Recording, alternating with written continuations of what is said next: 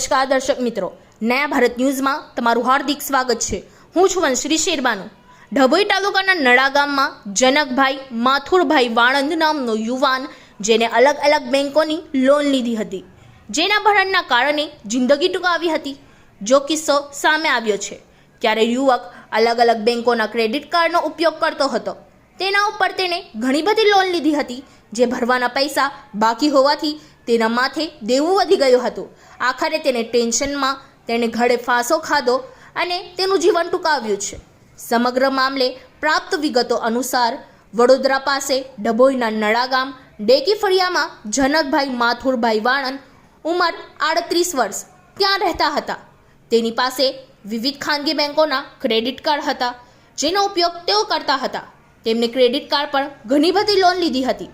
આ સાથે જ બજાજ ફાઇનાન્સ કંપનીમાંથી પણ લોન લીધી હતી। આ લોનના પૈસા બાકી ભરવાના હોવાથી તેના માથે દેવું વધતા તે ટેન્શનમાં રહેતો હતો।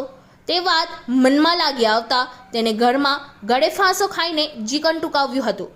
આ વાતની જાણ પરિવારને થતાં તમામ શોકાતુર બન્યા હતા। મૃતકના પરિચિત જિગ્નેશભાઈ માથુરભાઈ ભાટિયા દ્વારા આ અંગે ડભોઈ પોલીસ મથકમાં અકસ્માતે નોંધ કરવામાં આવી હતી। અકસ્માતે નોંધ કર્યા બાદ ડભોઈ પોલીસ મથક દ્વારા આ મામલે વધુ તપાસ હાથ ધરવામાં આવી રહી છે। ડભોઈ પોલીસ મથકના હેડ કોન્સ્ટેબલ શૈલેષભાઈ ગોકળભાઈ આ મામલાની વધુ તપાસ હાથ ધરી રહ્યા હોવાનું જાણવા મળી રહ્યું છે।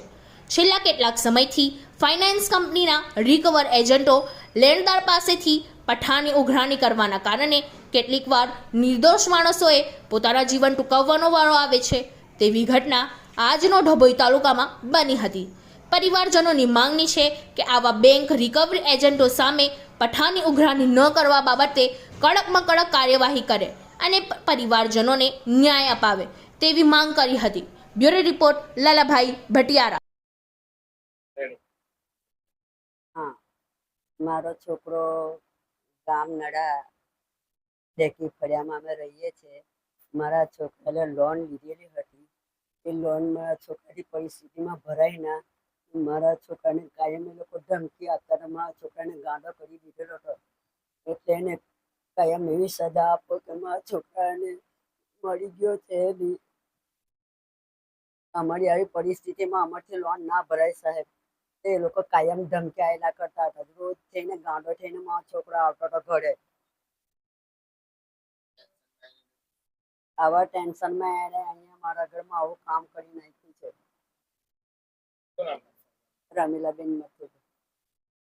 અમારો ભત્રીજો નામે જનકભાઈ મથુરભાઈ વાણંદ, રહેવાસી નડા।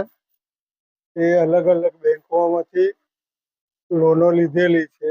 તેમની પરિસ્થિતિ ખરાબ હોવાથી તે લોન ભરપાઈ કરી શક્યા નથી અને વારંવાર બેંકોમાંથી ફોન આવ્યા કરતા અને એના કારણે એ વધારે પડતો ટેન્શનમાં રહેતા હતા। ટેન્શનમાં રહેવાથી અને આ પગલું ભર્યું છે।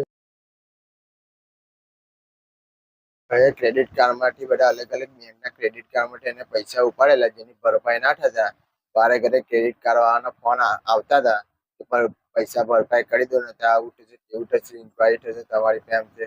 આરે HDFC બેંક છે, પછી બજાજ ફાઇનાન્સ છે, પછી કોટક બેંક છે, પછી RBL બેંક છે, યસ બેંક છે। આ બધા બેંકને એજન્ટોના વારે ઘરે કોલ આવતા હતા।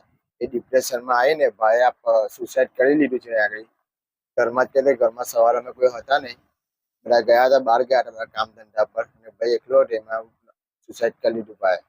એનું વારે ઘરે પ્રેશર કર્યા કરતા હતા બેંકના એના એ લોકો વારે ઘરે કે ભાઈ પૈસા ભરી દો કે આવું થશે તેવું થશે આ વાતના, એટલે એમાં ડિપ્રેશનમાં આવીને ભાઈ સુસાઇડ કરી લીધું છે।